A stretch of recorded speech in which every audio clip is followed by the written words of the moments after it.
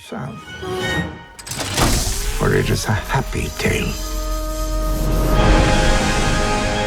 I am Bella Baxter, and there is a world to enjoy, circumnavigate.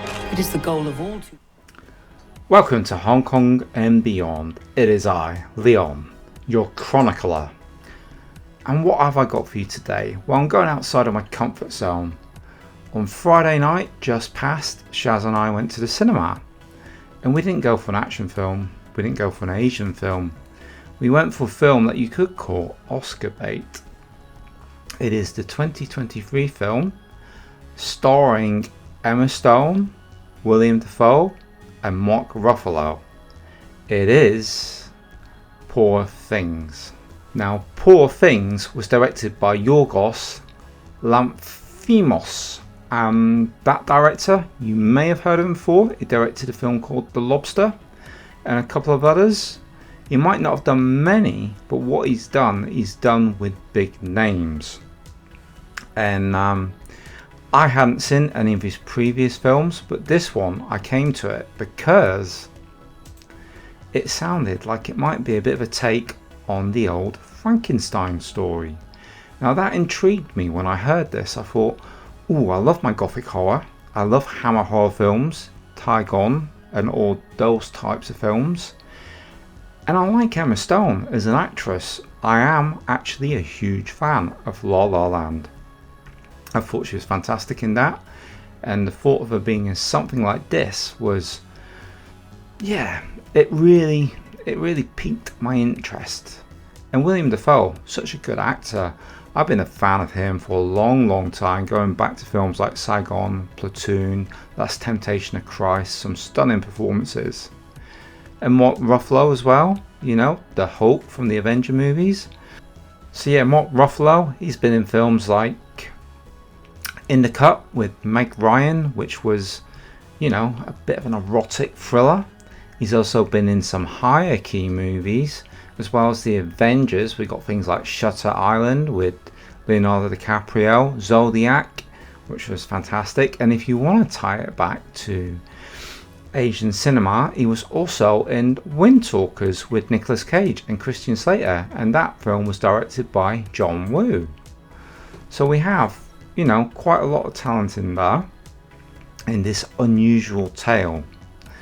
Now the tale really is about a girl called Bella, and Bella looks up to a gentleman that she calls God, who is played by William Dafoe, who's a bit of a Frankenstein style scientist, if you like. And right at the beginning of the film we see a young lady jump off a bridge and commit suicide into a river below, and that is Emma Stone's character. She isn't Bella at that point, but she is pregnant, and he discovers her, and the only way he can carry her on is by taking out her brain and putting in the brain of the unborn child. Hence, when we're introduced to Bella, she's just coming into her own, discovering what being a person is, but at a rapid rate. And this causes her curiosity and interest in everything to explode at a really fast rate. And as you can imagine, you know, she's a little bit childlike at first, a little bit innocent, but that, you know, innocence kind of deteriorates as the film goes on. And what we got is not just a tale that reflects Frankenstein, but you got other elements in there. You got a little dash of Alice in Wonderland, a little sprinkling of The Wizard of Oz, and into the mix we got a bit of Nymphomaniac. Yeah, that's right, Nymphomaniac, because this film does get really sexual. There is another actor in it, and the other actor is Rami Youssef, and he plays an assistant to Godwin, and he develops a bit of a fascination with Bella, if you like. He, wrongly or rightly, he becomes attracted to her, but he kind of keeps himself at arm's length because he's aware of how childlike she is, and I guess he feels protective towards her. But Godwin wants more for him and Bella.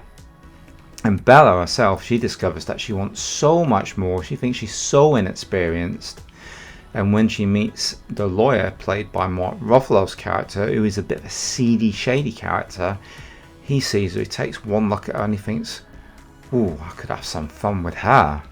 He sets out to corrupt her a little bit, if you like, and he thinks that he's going to be the strong one, that he can manipulate and maneuver how he wants, and that she'll be hanging off him and his every whim. But it doesn't quite work out like that. As the film goes along, things transpire and change a little bit as Bella's learning becomes probably a little bit above his ability to keep up with. You know, she really does change and transform throughout the movie, and the balance shifts, and I like that. I think it's really, really good, and quite rightly so. This film has been nominated for many awards. It actually got nominated for 11 BAFTAs and won 5 of those, and congratulations to Emma Stone for winning the Best Actress. I think it is well deserved. It has made me think that I'm going to have to go and check out this director's other films now, because it's so fantastic. You know, just the look of it, the sets are painted, and I love having painted sets. That puts me right in mind of the Shaw Brother movies, as well as the old Hollywood movies. So if you were sat on the fence with this one, thought, I'm not sure this Oscar sort of bait type of film's my sort of thing, maybe have a little think, have a look at the trailer. We've got some clips on this video, and maybe give it a try. Don't be shy of it. I think it's very good, and it is incredible performances. It was more than I expected.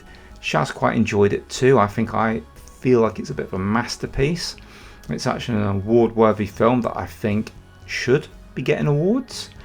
So that's all I'd like to say, is that Poor Things, for me, I'd like to recommend it to all my movie friends and fans out there. I think this is top notch.